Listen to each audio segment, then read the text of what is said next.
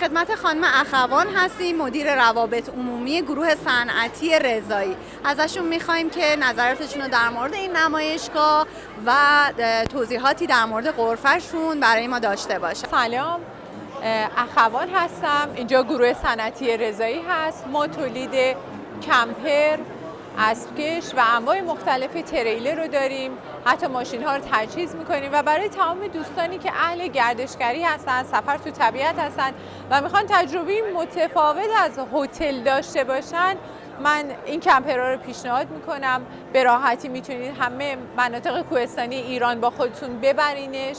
بسیار راحت، تو سرعت تست خودش رو داده، بسیار مستحکم هستن. 2 نفر داخل میخوابن، 2 نفر میتونن بالا جای خواب داشته باشن.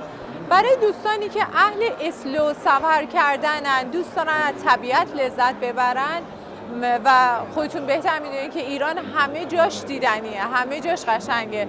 شما با این کمپر میتونید از همه جای ایران دیدن کنید و از سفرتون لذت ببرید.